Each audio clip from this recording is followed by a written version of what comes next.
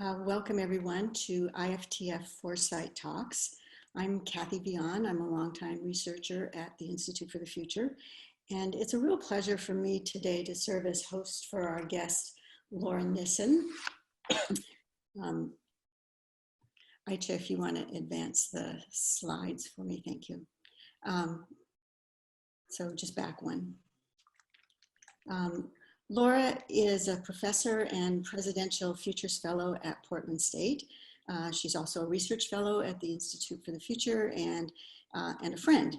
And I'm very much looking forward to hearing about the futures work that she's doing, both at Portland State and in what's really a very critical zone for Foresight work in the community of social workers.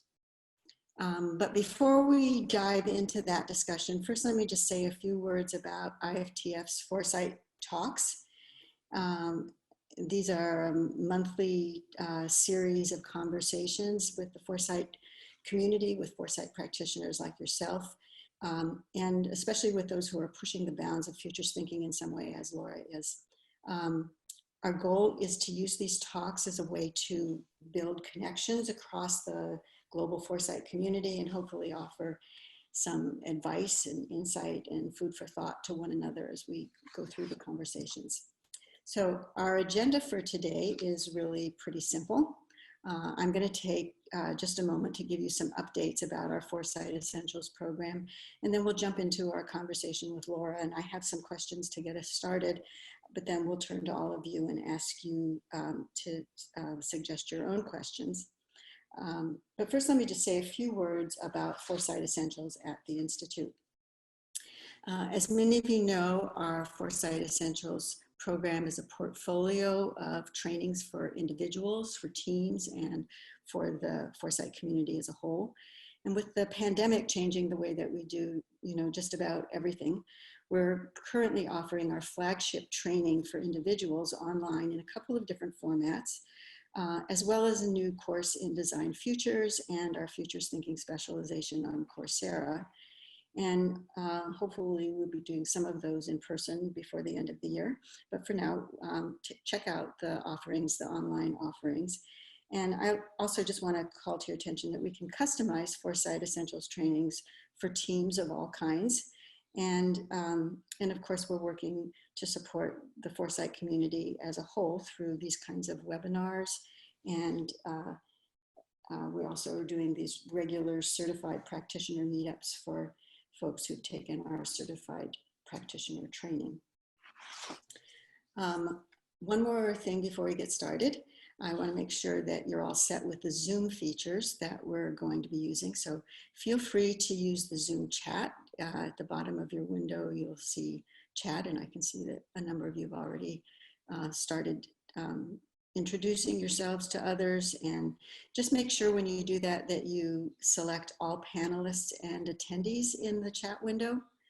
And in addition, if you want to ask questions of Laura, if you want to begin to submit some questions for her, use the Q&A little icon tab to do that. So we won't be taking questions from the chat, but we'll be taking them in the Q&A. And just to let you know, we're going to mute you and turn off your video, so you'll be in a cone of silence.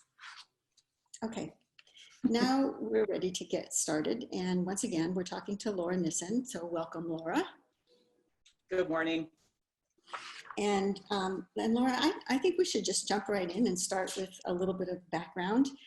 You have two big projects I know that you're currently leading. One is the Futures Collaboratory at Portland State University, and a second project is to build a health futures lab for social workers that's being funded by the Robert Wood Johnson Foundation. So I just thought maybe you could start by telling us a little bit about how you came to start these projects and what your hopes are for them, and just what's on your own futures trajectory with these two projects. Thank you. Good morning, everybody. It's really great to be with you. I see some friends, old friends and new friends in the group, so I'm happy to be with you. I'm really focused on two different systems that have a very strong social mission, both of which sectors have felt very much under assault the last few years. Portland State University is a large urban serving university in Oregon. We have a wonderful research portfolio, but are also an access university and responsible for the greatest social mobility index changes in our state. I've worked there for 20 years, and during all of that time, there's a sense of being under siege and being chased by devolution, sort of neoliberalism, devaluing, and danger. I have to say I'm very proud of how we've handled the pandemic. Universities are very intense places to be right now. And then the other sort of area of my focus is the social work profession. And I want to just say a couple things about social workers. There are over 800,000 social workers in the United States, and they aren't doing just one thing. Social work is a very, very diverse, multifaceted profession. Social workers are elected officials. They are therapists. They're running programs and agencies. They're doing case management. By profession, they're doing most of the addictions and mental health services, and they're working in homeless shelters and justice systems and child welfare, on and on and on, economic justice, immigrants and refugees, civil rights. So I've worked as a social worker for 28 years in increasingly, it's a creative, collaborative. I think overall social workers rarely feel sort of seen or deeply valued by the larger society. And part of what I love about social work is we just don't care. And we just keep going and we do our thing because it needs to be done. So I first was acquainted by Futures work in connection with the Robert Wood Johnson Foundation that funded the first of a big project I helped to start 20 years ago called Reclaiming Futures. And I knew that it was very transformational thinking for myself personally and also for the initiative I was working with. We did futures work instead of strategic planning. So I got to live what that's like to really start out of that lens instead of out of a traditional strategy lens. I knew I wanted to get back to it in a significant way at some point. And when I got a chance to meet you, Kathy, the timing was just so right, and the sparks were there in terms of wrapping up a deanship, preparing for my first sabbatical. Everybody has been so amazing in the futures world, so many gifts shared. I think I'm especially focused on futures inquiry and action in the public sector, in professions, particularly helping professions, in higher education, and in equity, justice, and well-being spaces. So I started a blog to sort of learn out loud, which is called socialworkfutures.com, and just document what I was learning. I did the Foresight studio. I started coming to IFTF meetings, and just like a little plant getting watered, just felt like, wow, this is an amazing interdisciplinary global organization that ignited me. And I deeply believe that the future I want needs what social workers bring to the table, that focus on human rights, well-being, justice. I think social work has both the simultaneous opportunity to be changed by the futures field and also to change it. And I started to feel like it was part of my mission to bring those things together. So for my sabbatical, I planted seeds in both places thinking maybe one of these things will play out. And then lo and behold, boom, like excitement and interest and passion. What a time, what a time to have my university a year ago say, we think maybe a futures group is a good idea to build that capacity and think profoundly about what might be coming and what we should do to get ready for it. And then my friends at the Robert Wood Johnson Foundation also said, we need to invest in the future of social work in this way. So to both of these, I say, what a year to be in future spaces in these powerful places with people who need support and a strengthening and an energizing of agency about what might be possible. Wonderful, wonderful.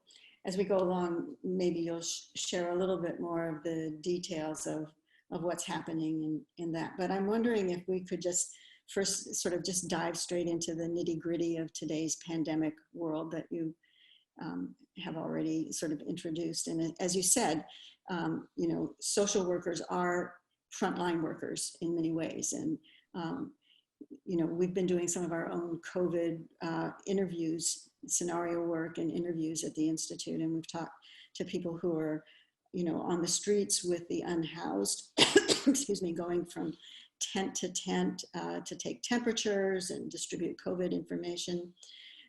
There are people who are working in recovery from addiction who are especially challenged by the combination of isolation and just the stress of the pandemic itself. And there are people who are continuing to do a lot of what I often think of as the basic work of, I mean, you've just already really widened my lens on what social work is, but you know, basic social work tasks such as placing victims of child abuse or something in a safe home in the midst of these stay-at-home orders. So they're really working on the front lines of what I would call precarity. They're definitely living in a precarious situation. So here's my question. What kind of futures conversations do you think are possible within these social work communities in this moment, in this chaotic moment? And I'm particularly interested in, you know, you broke out these two ideas of, you know, that futures thinking can change social workers and social work, but social workers can also change the future. And so just as you think about just throwing that that back into to you, but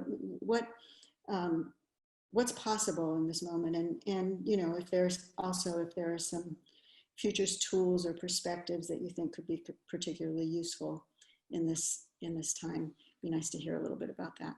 Yeah. Well, I have to say that, as I said before, I have Hamilton playing in my ear, and I think social workers, we get the job done. You know, social workers just show up and do what needs to be done, I have to say. And I'll have more to say about that. But I also just want to acknowledge, you know, what kind of futures conversations are possible at this moment, I think is a really profound question. And I want to honor, you know, I often say social workers are a profession that doesn't look away from what's happening. We look at things right straight at them. Despair is real right now. And so how does futures work happen in the midst of despair? I recently am learning about something called collapse psychology, which is really, you know, this very human psychological process that we are all going through, and obviously in very different ways based on our location. But social workers are working at all levels of this pandemic. I'm starting to even see mentions of deaths of social workers who've been out doing this and contracted the virus. And sadly, social workers are seldom recognized for being part of a first responder corps. I just want to give a shout out to everyone on the front lines, as everyone is doing. Incredible. It is hard to find a space to hold these conversations in the midst of that, but it is possible. I feel like my fellow social workers, and I've been sending out notices and starting to see things popping up on Twitter about how's everybody doing. What are social workers doing right now? As you said, they're connecting those without homes. They're doing family supports. They're intervening still in racist policies that, you know, keep some groups in even more precarious situations. They're doing telehealth with actively suicidal people. Some of them are fighting, as I said before, in elected positions where they're trying to hold together the fraying edges of our safety net. Social workers are just, in a word, kicking ass right now. And even though they're intensely professional, I would have to say, as a group, social workers are mad. There's despair and there's sadness, but we're mad. So I think futures conversations need to happen in that space, honoring that space. And the futures and the conversations they're not light, they're not easy, they're not superficial, they're not about easy shifts, and they're especially not about finding silver linings in this time, because that is a kind of corrosive language, I think, for people who are really up close to suffering. I think what matters to link futures thinking with social workers right now is that this suffering will have meant something, that it will cause a series of cascading changes that will lead to a better world, that things may truly change. And I'll have to say, like so many of you, I'm coming to think there are definitely two kinds of people in the world. Those that say they want everything to get back to normal, and those that say we definitely do not want things to get back to normal, that normal was broken, profoundly broken.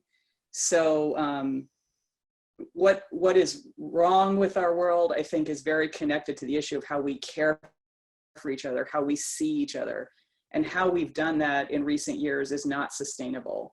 So that's an urgent reality. So I would say the way it's possible, Kathy, is to honor the despair and the anger, not look away from it, not try to pretend it's not there, but walk right into it and say that is the engine. And frankly, it always has been, of social change. Anger and despair are fuels for social change. So we don't need to be afraid of that. The models I'm finding very valuable have to do with, there's really three. Causal layered analysis, in that sense that there's so much superficial noise, lots of blame, chasing easy solutions, fixing things. Sometimes those are important, but it's abundantly clear that COVID has identified deeper fractures. I'm personally really wanting to get to that deeper level of thinking about the metaphor levels, what's our obligation to each other and to human progress. The history of pandemics has been really interesting to me right now. Noticing how powerful artists are at this time. The emerging art is incredibly powerful, even as so many artists are also vulnerable, scared. Is there awakening afoot happening in the world? I hope so. Will healing coincide with recreation in ways that are not predictable?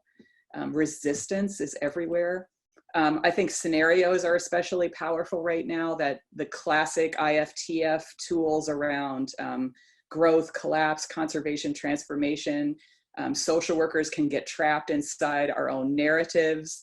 So a little while ago, I came up with a game, this was over a year ago, about possible futures for social workers and the kinds of practice worlds we might inhabit. And by the way, it's on my website for free if anybody wants to look at it. And notably, one of the scenarios was a pandemic in which a third of the people on the planet die, and social work was called to expand and help the healing process. Dystopian scenarios are perversely easier to do, I think, than positive. But another scenario was a mass universal basic income project that was introduced globally, and the social work was called in to create and build an architecture and delivery system for this. In both cases, the gameplay was, which of these things do you think is more likely to happen and why? And whether or not social work as a profession was ready. And that game called us into really powerful and interesting creative spaces. And then signals practice, I think, would be the third. That idea that there's an official future that powerful entities are trying to hand down to us right now. But lots and lots of ambient futures around the edges. They're percolating always around the edges of society all over the world. Some of these are about beautiful things, and they're about mutual aid, resistance, and some of them are really scary. They're about disinformation, all of that. The intersection of all these things is super interesting and powerful to me right now. So that's wonderful. I really resonate, and it resonates with the interviews that we've done with social workers as well, about this idea of not wanting to go back to normal. That came out so strong in those conversations. Somebody just saying we can't go back to normal, and what do we have to do to do that, and also the connections you made with artists in all of this. I think that we've heard a lot about how the frameworks and the foundations for artists' livelihoods, already precarious, are really falling apart in all of this. And what does that mean for our society if we can't support these people who really do, they represent a kind of future, a native future's voice in a way, in terms of the way that they express themselves and express what's going on around them. You've said in some of our past conversations that ethics play a special role in social work, and you've talked about the moral role of social work, and I can hear it already in the things that you've just said. But how do you think this perspective or the focus on the moral role of social work, how does that shape how social workers think about the future, or could think about the future in a post-pandemic world? So, social workers have a code of ethics like many professions. It's full of cornerstone propositions, and it will need to evolve as the future is coming at us. Social workers are in a unique position, I think, to contribute to a moral compass in a really powerful way. Social workers will, at their best, show up and send up flares about ethical hotspots. And so in that sense, given the ethical complexity of the future, I think social workers are in a great place to contribute and do breakthrough kind of thinking if they are ready to do that. I think, as I've said before, social workers will be difficult, repetitive, creative, focused, and determined to get injustice noticed and dealt with. And I am more than a little proud of that. So, just a funny story about ethics. One time I was doing a high school career day at my daughter's high school. And of course, I proudly had a social work table, and the doors opened, and 100 kids rushed to my table. So I was feeling good. And they all said in unison, "Social work, that's awesome. We all want to be psychologists." And I had to say, "Oh, that is so great, except that's not what social work is." So, and then they said a life-changing question for me, what is social work? So I had to come up with this good response to that question in the moment. So I'll share it, and then you can tell me how I did. I said basically, that feeling when you see things that aren't right in the world and it makes you really mad and you really think someone should do something about that. If you could turn that feeling into a profession, that's what social work is. And they were all like, "That's awesome. We all want to be social workers now." So that was a high moment of my life, I have to say. It's an ethically complicated time. It's a hostile time for the most vulnerable people in the world, hostile. And it's a hostile time for the people who work with the most vulnerable people. So back to despair, I think this idea of moral imagination has been something I've really grabbed onto, and has been sort of fueling my thinking and my heart these days. I think it's exciting. I think social workers need real hope, meaningful hope, gritty hope, like we need oxygen. So I went looking in preparation for this conversation. I wanted a definition of what moral imagination is. So for the group, and I'll actually pop this into the, if I can do two things at once, I'll pop it into the chat. But moral imagination involves not only the ability to generate useful ideas, but also the ability to form ideas about what is good and right and put the best ideas into action for the service of others. This involves sensitivity to the people and lifescapes at hand. The everyday world is populated with opportunities to steer consciously through the shoals of social relationships and decide what kind of agent to be. Research into mental preoccupations indicates that individuals ponder moral and relational issues much of the time. Thus, on a daily basis, people employ one of humanity's greatest gifts, moral imagination. But what fosters the development of this? What determines to what extent it is used? How does moral imagination utilize emotional and social experiences? That is the future. And that's by Navarez and Merkva. I just love that. Can moral imagination be made explicit by and encouraged by social workers and others in our society? Can it help people imagine new ways of achieving justice and equity and well-being with more tools involving more people than at any other time in history? I think it's the time. So moral imagination takes the lid off of our sense of what's possible. And that works so beautifully with, I think, what I've seen in terms of the best practice in futures work does that too. So for me, good futures work requires moral imagination. I love the idea that we're constantly struggling with the idea of what kind of agent to be in the world, and that is framed in terms of a moral imagination of some kind. And you know, we often say at the Institute that the future is a safe place, and I don't mean that in the sense that I mean, safe has a very particular meaning in this time that that we haven't sort of updated our notion of the future as a safe place. But I think it's safe in the sense that it's a place that isn't already defined, and that where you can really do that kind of imagining of what kind of an agent you want to be and how you can change and how you can act on the despair and anger that you're describing, and that we also heard pretty universally in the interviews that we did. I have just one more question for you before we start taking questions from others on the webinar right now. But for those of you who are listening or watching right now, this would be a good time to start submitting your own questions in the Q&A section if you haven't already done that. So just click that little Q&A. I see that we have a few questions already there, but maybe as Laura answers this last question or speaks to it, maybe you could begin to formulate some questions of your own. So here's the last question that we could talk about, and it's a build on the previous one. So I've heard you use the phrase moral exhaustion, and in one of our group interviews with frontline social workers, we also heard a lot about, they use the term empathy fatigue.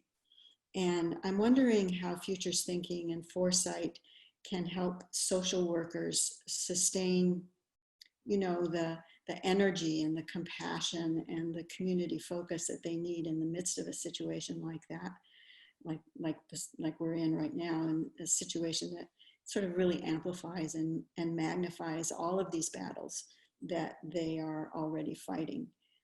How can futures thinking help that moral exhaustion?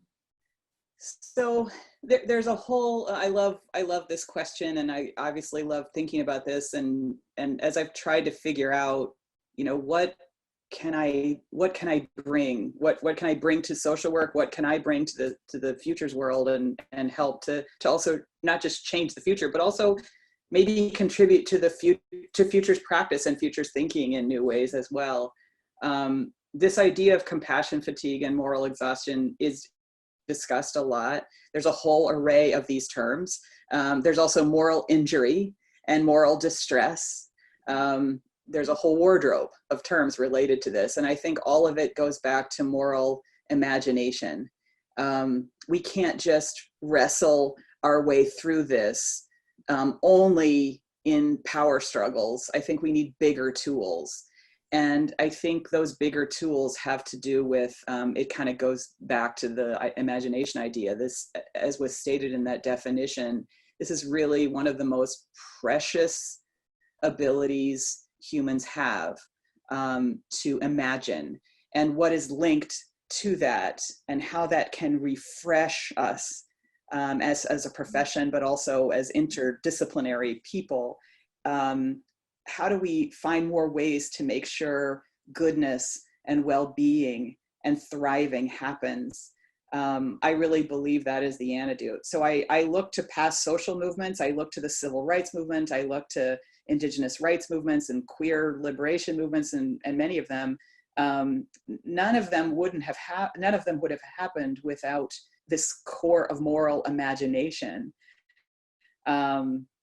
I mean, we have to keep some humility that those exact playbooks won't work now. And that's part of what I think is very important for activists to be active in these future spaces, and many are. The discourse of common good, of mutuality, of our moral obligation to each other is central and creative. It's a creative space. So futures work done well, as I've said, can inspire, invigorate, energize us at a time we really need it. And I'm super inspired also by speculative fiction, Afrofuturism, queer futures, crypt futures, and especially what's emerging from indigenous future spaces right now, where possibilities beyond what we got going on right now are really possible. In addition to, I think, looking to communities who've been living in a version of this future for a long time. There are a lot of communities in this world that have been living under siege for a long time. There's a lot of wisdom in those communities that needs a lot of attention and respect. So I'm very focused on the next generation of social workers right now, not because I'm abandoning my people right now, but because I think social work is growing so fast. It was before, and I think will even accelerate now. Social work is one of the fastest growing professions in the world. And I think that the sense that even before COVID, caregiving and a lot of things that social workers do, that need was going to grow. And I want to intersect with social workers on their way in. I want to intersect with the educational apparatus to, yes, inspire inclusion of futures practice, because it will ultimately make us more powerful. We're a versatile profession, but we need the power to get things done. And I know that social work will continue to insert ourselves, because that's what we do, into the spaces where we're needed. But I think futures practice gives us more power, more amps to gather and create and invent and disrupt and interrupt in new ways. So the last thing I'll say is I also think social workers can be really shaped by new interdisciplinary applications of ethics in the midst of all these tech changes. So I go shout out to, is it Jemai Casio? Should people be allowed to hook their own brains up to the internet? Should they have the right to refuse to be forced to do this? But I also think, I mean, there are big ethics questions ahead of us that we're not ready for. And we need to get ready. But I think social workers need to do that as we evolve away from some of our own baggage. White saviorism needs to go. It's done. We need to move on. COVID-19 will stretch us. It will infuriate. It will embolden us, but it will humble, but it will also inspire us. And as it changes the world, I hope to IFTF's beautiful, how do you write the story of the future? How will social workers write the story of our future? How will we do that? So that's what inspires me and keeps me going. And again, I have to thank you, because you've just been such a sparkly, welcoming presence. So thank you for giving me such a warm embrace as I have ventured into pretty unfamiliar territory for a social worker. I frequently felt like the only social worker in many future spaces, but I have felt encouraged and supported. Thank you. Well, thank you. I do feel like there's so many points that you've made in this that I would love to ask more questions about, but I would, you and I, we have these conversations that go on forever, but in the interest of time, I'd like to turn to some of the questions from the group right now. And I think that one of the first question here, I'm just going to read these, so pardon my sort of sloppy reading if I stumble on it. You mentioned awakening and that there are no silver linings, or no silver linings, please. The idea of a moral compass, ethical flares, regeneration. What are the most powerful guiding metaphors from a social work perspective that might help anchor futures thinking and visioning? And this is from our colleague, Jake Dunnigan. Hey, shout out to Jake, who's our coach. I was going to shout out later, but I think the metaphors, that I think are going to be most important, that have been percolating in social work for a while, is that social workers are predestined to be excellent creative interrupters of official futures narratives. Like we're great interrupters. We're like, wait a minute, I don't know that everybody got a say in that. I don't know. Like, wait a minute, I don't know. You know, so social workers are great about that. And I think social workers are also great builders of structures to address certain issues.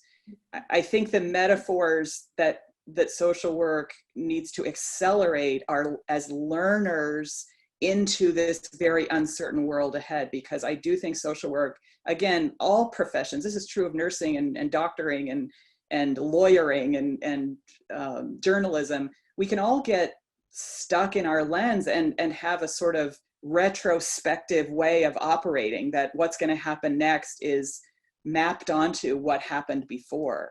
Mm-hmm. So I think one of the metaphors or visions I have is just committing to a kind of deep learning, a continuous kind of deep learning and exploring and scouting that is going to be required for us to be effective with that interrupting. Because I think social work has a lot of lessons behind it about how just interrupting doesn't necessarily equal creating the kind of change we want.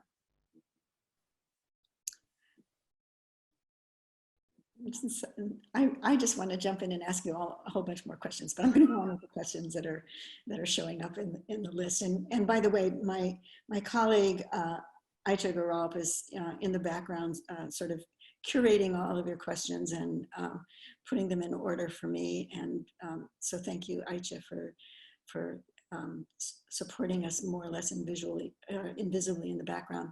So the next question is, for someone brand new to future studies, where should one start to learn about theories and methods to start doing social work research in this area? Do you have any examples of future research studies in social work?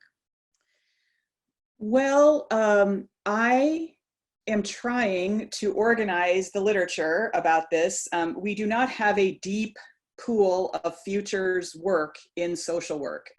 So I just got done writing, I think, one of the first pieces that sort of introduces this to the social work profession. I have to say, there's a big difference, and when one Googles future and anything, lots of people use the word of this, future of that. That does not equal foresight and deep futures work, as we all know, but I just want to say that for those that may be new to this. This is about a deep, disciplined look and approach. So I've tried to gather as much as I can on my blog, socialworkfutures.com, and I've done probably 30 annotated bibs where I've tried to gather up some of the best of futures thinking and literature and research, and package it up to get social workers engaged. And help them feel excited about it. And I think we're going to see, my dream, I feel like my mission was to just light the fuse of getting social work interested in futures thinking. And the fact that in a relatively small amount of time, there's just been such a huge embrace and excitement. I'm very happy and optimistic that social work will take off with this. That's my goal. And I believe that's why Robert Wood Johnson Foundation funded this, because they believe there was enormous potential for this as well. So places to go right now, come to my blog where I've just tried to gather things, and that's just a good, vector. And I think Aisha was going to pop the blog on the text as well, or chat box as well. Yeah, and I just want to sort of do an endorsement for the blog. It's not just a collection of links to other interesting things. It really reflects your deep thinking about all of this and your own futures perspective on a lot of things. So I highly recommend it as a starting place for someone who is new to either social work or futures thinking. If I could jump over, I see Juan Rios writing a journal article making the case that the Code of Ethics should add futures thinking as a competency. Yes, yes, I'm all into that. And Juan, if you want to reach out to me, I'm doing a lot of work on that too. And I have been collecting, in fact, I think I have a couple blog posts just about the future of ethics. And I've collected a lot of stuff related to the way the way that both ethics work that's being done in future spaces, but also other professional codes of ethics. So I do think it's just, as I've said a couple times, I mean, this is about intentional evolution of our profession. And again, social work scholars kind of do the same thing social workers do. We just show up and keep pushing. Joyfully. Joyfully. That's great. So next question. I would love if Laura could talk some about building futures when traditional leadership is fragmented. In social work, we have multiple leadership organizations, often not rowing in the same direction. Well, one of the things I've been looking into a lot, so I enjoy hanging around with the IFTF people because they ask really big questions like, what's the future of trust? That came up a couple of years ago. Well, that turned out to be pretty darn important for everybody on the planet. I've really been thinking a lot about the future of power. And there's a lot of interesting literature about hierarchies versus distributed networks. And the truth is that I think, in effect, if we're learning anything from these times we're in, that hierarchical leadership, of course, it still matters and there's power there, but there's this competing emergence of distributed network type power, which is both enormously promising and also a little scary. So back to disinformation campaigns and those kinds of things. Those are also kinds of distributed power, but so are, other kinds of really amazing mutual aid and new breakthroughs in science. And they're not all coming hierarchically. So I look at that space. I'm really thinking a lot about that space. And I do think our way of understanding power, gathering power, wielding power, is changing. There's something deep changing about that. And so that's where I'm looking. That's where when I get sad about leadership. Did I answer that question? That's what I'm thinking about. So I would second that also, that I think that one of the big transitions that we're in is that transition from a very hierarchical organization of the species in many ways to a much more distributed one, which feels very chaotic and messy a lot of the times, but there's so much to celebrate in it as well. And for me, some of the moments of comfort in the midst of all this have been those sort of spontaneous, the first Italians singing from their balconies and the symphonies that people are playing together. And it brings back to mind a lot of the early hopes for the internet, in many ways naive at the time, but we're in that learning phase of how do we learn to distribute power. And I think that that's perhaps one of the big challenges, and it sounds like for social workers, that's sort of right up their alley. Mm-hmm. Another question. Do you have any concrete examples of how Foresight has changed a municipal policy dealing with social services? It's a very specific question. And it's fine to say, no, you don't have any examples. Yeah, I'd like to call Jake up to the stage. Well, I mean, I know in the Government Futures Lab, there's a lot of examples and work. So sincerely, I would direct anybody who's interested in that.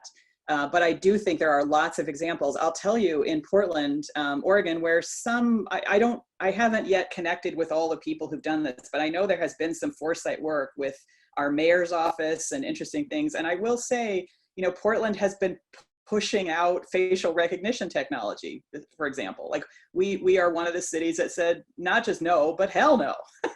And so I think that was based on deeper work around thinking through what implications were of what facial recognition would introduce into our city and how our city felt about that. So, and there are a number of other cities that have done that. So yeah, I think it's happening. I know we're doing all kinds of interesting and innovative things in the city. But I would direct folks to the Government Futures Lab as a place where I know there's just fascinating things archived. And those are places I intend to dig in deep once we get our social work health futures lab off the ground, because so many social work spaces do intersect with government spaces. And I think creating change driven by foresight is one of the things we want to help prep people do. So here's a question. Could you talk to those of us who are not social workers about the interdisciplinary approach that the sector uses to create a new normal? So what are those interdisciplinary modalities of thinking within social work that help to basically do the kinds of structural change that you think are important? Well, increasingly, disciplines are really interesting things. And I'll speak to this out of a higher ed framework too. Disciplines are important. They're fascinating. Obviously, they're powerful. And at the same time, social issues don't arrive in disciplines. Here's the engineering aspect of this. Here's the scientific, here's the medical aspect. Issues come as packages. So I think increasingly, interdisciplinary spaces are the future. As we meaningfully try to solve challenges we're facing, we gather in interdisciplinary spaces, and to say this in the simplest possible way, we have to consciously practice not dominating the conversation.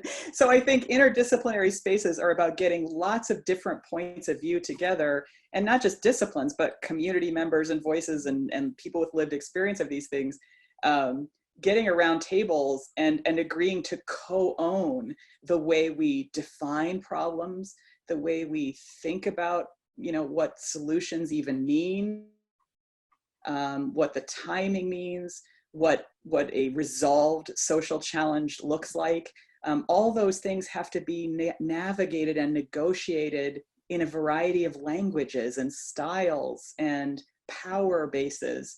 And so good interdisciplinary work is something that I think is the future, but is certainly something I think so hard in the last, I would say, 10 years. There's just been enormous amounts of work from the deepest sort of places in our scientific and professional development spaces, saying social workers are best when we're part of groups that are people, not necessarily all us, that we're contributing to this dynamic, fast-moving sort of discourse that involves lots of different points of view. So following on to that in some way is a question about frustrations that forecasters feel and their inability to affect immediate actual change. So the question is, how would social workers combine their futures imagination and their moral imaginations in their practices? So it's sort of like a Venn diagram of these two things that you've been passionate about. Well, it's really important. And I think it's one of the things I'm thinking a lot about as I navigate these spaces, because futures work is beautiful. I think one of the things we can do as a social work futurist, we can interrupt the wrong thing from happening out of a knee-jerk sort of fear response, and encouraging people of all future spaces. This is one of the things futurists do, are sort of like, be careful before we take that course of action, because it may lead to a lot of things we may not want to have happen. We may never, sort of that combating short-termism. That said, social work as a profession has to wrestle with constantly, and this will be a constant threat to developing futures capacity. There's urgency to social work. People's lives are on the line in an immediate, urgent kind of way. So in that sense, as I think about what the path is ahead, I think it's about imagining a futures work that's big enough that can help people develop kind of both muscles at the same time. We've got to think faster about what the unintended consequences might be and what kind of future we want to create. And we got to move faster to be able to respond thoughtfully to these emergency situations that we're having right now. I think we can do both better, but we've got to intentionally figure that out. So I do find in future spaces, there sometimes is a kind of and not, I haven't experienced this with IFTF, I have to say, but I have experienced it a couple different places where, you know, none of us wants to be navel gazers, you know, and just do this because it's so delicious to just, because it is kind of delicious to just sit around and think about the future. The truth is there's emergencies in play, right? This, as we know, I don't need to say all that, but it is, we have to intentionally try to do both better now and then. And I hope that social work, again, that may be part of the equation of what social work can help with, bringing that urgency into clear focus and helping people respond better. I think we're in the best of the response to the COVID pandemic. We are seeing some of this play out. I mean, smart people are able to hold what we need to do now and what the implications are for later and move ahead. I mean, there's noise in those spaces, but I think we need to be doing that about a lot of things, not just COVID, right? So to that point, both are essential. So in regards to preparing social work professionals, so with academic training and beyond doing that, what resources or opportunities are there for current social work students to engage with futurism and foresight? I mean, I think the fact that IFTF has put, I mean, there's lots of training available. There's lots of learning. Again, for social workers, I just invite you to use my blog as sort of a portal to find ideas, but also find linkages. So the Foresight Studio, this Coursera option is available. I've had a number of my students go deep on that. There's a lot of opportunities happening now in the next few weeks. And there's information about just other events like this one that I'll be doing. And then as we start to get the lab up and running after our little sort of, like everyone's doing, our COVID reset in terms of making sure our focus is right for the times we're actually in, not the ones we wrote the proposal for a year ago, there'll be lots of opportunities to invite social work students, faculty, practice folks, all to sort of come together and imagine and explore. The Coursera IFTF Foresight process, I've had a number of my students and a couple folks in the PSU Futures Collaboratory do it, and they just raved about it. So there are free, open, accessible ways to learn. And once you get into it, I mean, back to that distributed power, and certainly my practice has been, I just wander in to every future space that I have been able to find, including things like the Federal Foresight Practice Network, and just lots of interesting spaces. I just wander in, and frequently alone as a social worker, but universally have been welcomed. So I think social workers got to do what social workers do, which is just come and get yourself involved. So I think we're going to run out of time here, but I want to just ask this one last question of you, and then I'll ask you to tell us a little bit more, just give us a little bit more of the details about the lab and what you're planning for that, what the next steps are for you. Okay. So this is a question from a hospital social worker and somebody who's graduating this Sunday from a seminary with a master's in social transformation. And this person says, "Thank you for your clarion call. Can you speak to how social work can collaborate with faith leaders to refresh and attune us to a more just world?" So I don't know if your own explorations in this have intersected with communities of faith or that, but any thoughts? Well, I haven't. I mean, there's a lot of interesting work going on in this work and spirituality realm, and sort of thinking about faith communities. But I haven't gone there maybe as much as I would like yet. I've been really interested in sort of the future of faith itself and the future of faith communities and what's happening in terms of traditional faith communities. You know, membership is kind of going in a downward direction. And so what are these alternatives that are popping up around the edges? But all I would say is my initial response is these are natural and important alliances. Thank you for bringing that up. And I think it's profoundly important that people who want to see good flourish come together and amplify that energy and that effort. So I will leave this space and think about that some more and probably go put something on my blog about it after I ruminated a bit, because I think it's really important, and I haven't spent a lot of time there, but I'd love to. So Laura, this has been just wonderful, and you've been so inspiring, and even describing the very difficult challenges that we're facing, also creating a kind of sense of possibility and inspiration and willingness to fight. And I suspect that is kind of native in your social worker bones.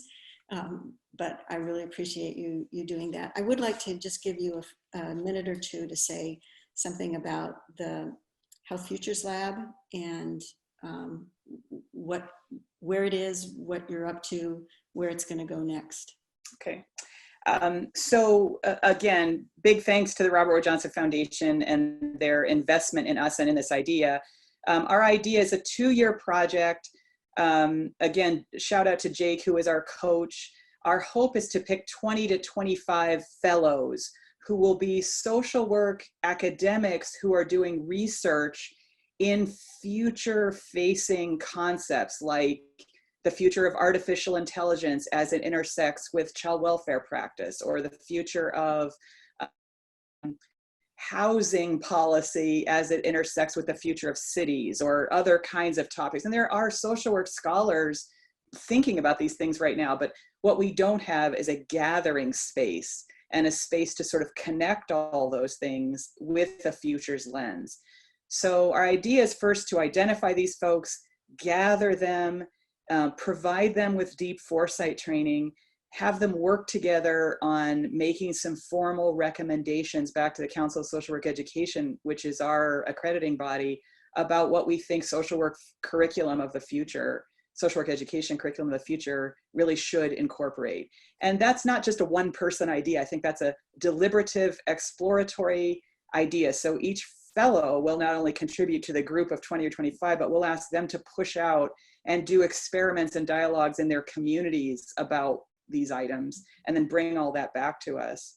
And then we also really want to just do a lot of what's been asked for here, just do a lot of promoting. I want to use this as a platform to bring futurists to the social work community and have webinars and just introduce some of the extraordinary voices and ideas and troublemakers in the best sense from the futures community to my favorite troublemakers in the social work community. Because every time I sit in these future spaces and I get inspired, you know, my heart just breaks in terms of saying, social work needs this right now so badly. This will be so exciting to see the sparks fly. So, and then after that, you know, I mean, I did say to RWJF, why do we want to do this? I want to intentionally evolve the social work profession. And as a longtime member of the Robert Wood Johnson Foundation family, one of the things I love about them is they take on, they're not afraid of big things. So, you know, like change of profession, no big deal. Let's just do that. And this will just be a first step, but it's a step we've never had before. And I'm also super grateful for the leadership of NASW, National Association of Social Workers, Council of Social Work Education. They've thrown in with this, the National Association of Deans and Directors. I think the leadership of the profession is feeling this, and they're invested in this, and they're hopeful about this. So there'll be updates on my blog and also on Twitter as the call for proposals gets ready. We're just, as I said, doing a little bit of a reset to make sure our calibration is right for the times we live in. So. we're literally running out of time. Yeah. And so I just want to thank you, first of all, so much for sharing this adventure that you're on. And I hope that it extends well into the future and that we can all be fellow travelers with you in one way or another as we go along. You can follow Laura's blog, as she said, at socialworkfutures.com. And there's on the screen right now, you see some other places that you can track her. If you want to be in touch with me, you can always reach me at kvion@iftf.org. And a recording of the talk will be available in about 1 week on our IFTF Foresight Talks page. I also just want to make sure that to invite you to our next Foresight Talks webinar with Cicely Summers, who's the author of Think Like a Futurist. Cicely's worked with leaders of many of the world's best known companies, and she reports that the only thing that she loves more than solving big sticky innovation problems is getting others excited about doing it for themselves. So she'll be joining us on June 9th at 9 a.m. and we hope you will be too. So thanks for being with us today. Stay safe, help others build the futures that they want. Thank you.